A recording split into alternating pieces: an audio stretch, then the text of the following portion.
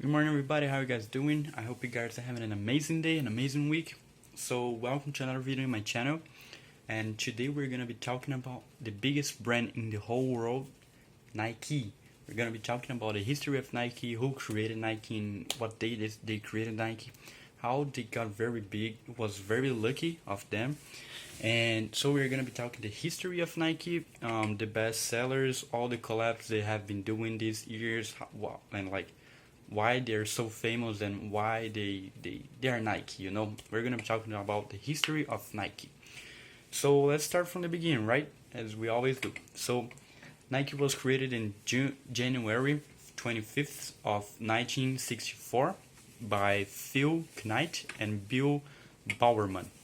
So they were both friends. They lived on California. They were both very friends and they were athletes. They loved running. And so first of all, Nike was not called Nike. So they created this brand called Blue Ribbon Sports. I'm gonna call it BLS. No, BRS. I'm sorry, BRS. And because it's easier to see. So it was called BRS. They created this brand, but they didn't produce their own shoes. So everything started when they both, Phil and Bill, they went to Japan to meet with the CEO of what we call nowadays ASICS. But in those days, the CEO was Kiyashiro Onitsuka, and the brand was called Onitsuka Sports. So basically, ASICS was just a brand that produced running shoes. So what was their deal with Phil, Bill, and Onitsuka? So Mr. Onitsuka produced the ASICS shoes. They put the shoes in the USA marketing, but they put the BRS logo and sold it. So like they just got the ASICS shoe, put the Nike logo, and sell it as a Nike shoe. You got it? As a blue ribbon shoe. So yeah, so to grow and get the independence, they started doing it, this kind of collab with ASICS, and they made it like for a couple years. And then they started designing their own shoe in 1968 when they made their first shoe. It was called the Nike Cortez. Until nowadays, Nike Cortez is an excellent shoe. It has a lot of value on the market because a lot of artists started making like their own collabs with Nike and making their own Nike Cortezes. It's a really good shoe, and it showed up. It got really famous because of the movie Forrest Gump, where the actor, I forgot his name, it's not relevant, but the actor, he wears this shoe to run, like he runs around the whole country, and it was the Nike Cortez. And so it was the first shoe, and the running athletes, just loved it, and they accepted it and said, okay, this is really good, you guys doing a very great job. So with the Nike Cortez, Nike got big and big. They started selling a lot on USA. So they kind of broke the connection with ASICS and with Onitsuka because they didn't need it. So they kind of gave them a lot of more money because, they have Phil and Bill producing and Onitsuka. So all the money that they do, they had to like divide in two. So now without Onitsuka, they'll have their own money, like all the money just for them. They don't have to divide the money with another person, which was good. And he hired their profits in 1971. So now we're gonna talk about Nike. So remember, the name was Blue Ribbon Sports, BRS, and that's a funny story how Nike became Nike. It changed the whole game. So, an ex-rival from Phil Knight's, from the athletes from the races, they were like rivals, and they were friends. It's like a healthy relationship.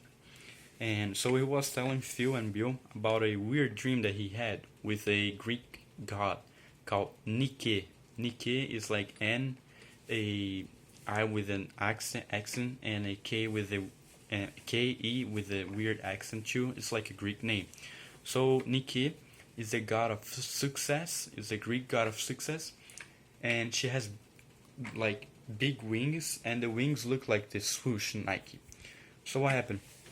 He told the two boys that he was racing with Nike, the god, and Nike just like passed around him really fast, making this sound swoosh. And so the two friends, they thought, wow, Nike let's change it, because Nike was the Greek of success. So they believed that if they put the name Nike, maybe the company would be a success. But because people wouldn't know how to pronounce Nike because of the accents, they just took it off all the accents, creating Nike. In Portuguese, it will be Nike. And so that's how they created the name of the brand. That's the new name, the official name, Nike. And plus, because they unconnected from Onitsuka, they had to have a new name for their brand. Nike is a name.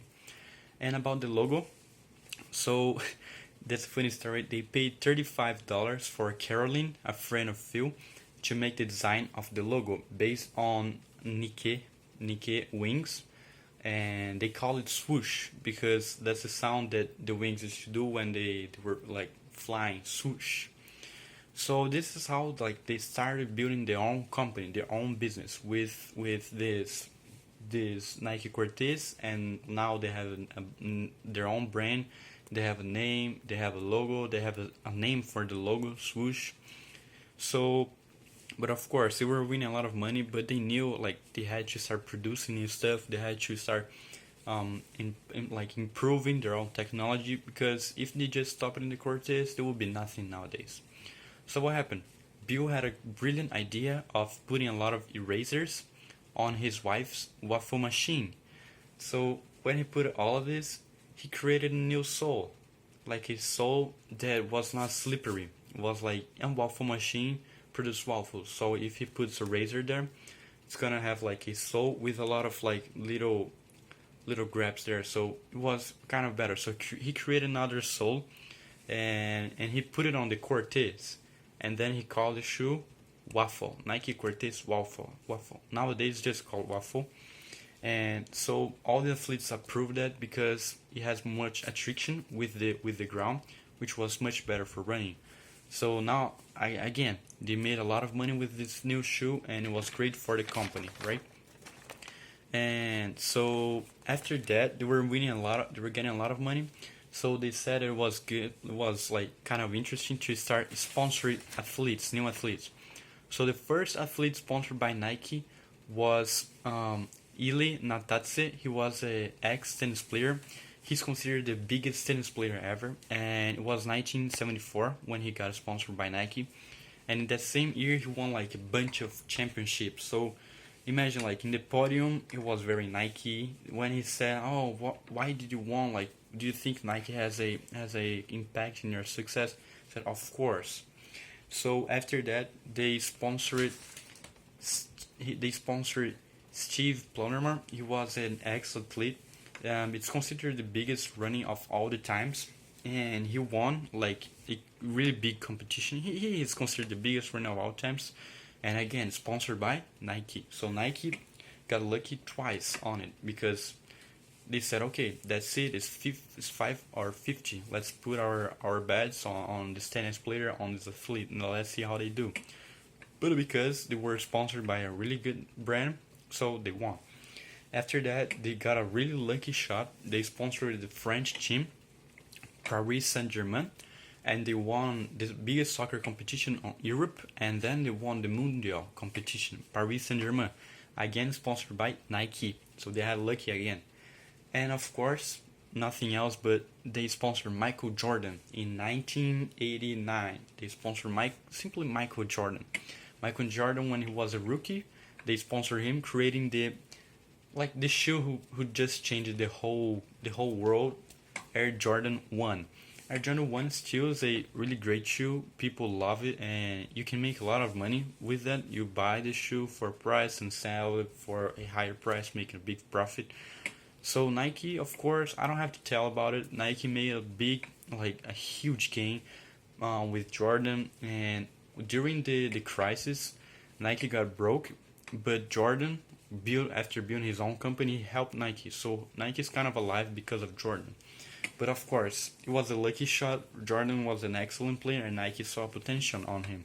That's how they got big, And so after all of it, Nike was big, was a worldwide company, and so they simply buy the brand Umbro, the famous soccer brand, Hurley, the surfing brand, and they bought Converse All Star, that the same brand that used to sponsor the whole NBA shoes, they bought it. So they just bought the three big companies. One of them, one of the biggest companies until nowadays. Yeah, Nike is pretty powerful. And nowadays Nike is evaluated as 37 billion of euros. 37 billion of euros. It's almost like Apple. It's pretty huge. And the owners nowadays of Nike is John Dohano. He's 6 years old, and Mark Barker, he's 64. And unfortunately, Bill Bowerman, he died in 24th December of 1999 at the age 88. But Phil Knight, he's still alive. He's 82, but he doesn't run the company anymore. So that was it. This is my, oh yeah, I gotta tell you guys about some collabs. This is gonna be like an extra for you guys. So some cool collabs that Nike have done this year is a collab with Nike and Off-White. Off-White is a French brand ruled by Virgil Abloh. He's a French guy, and he has like given Nike a lot of money because all this hype for sneakers has growing up nowadays. So this collab with Off-White was really good. They collab with Sakai's that I put it on my essay is good too.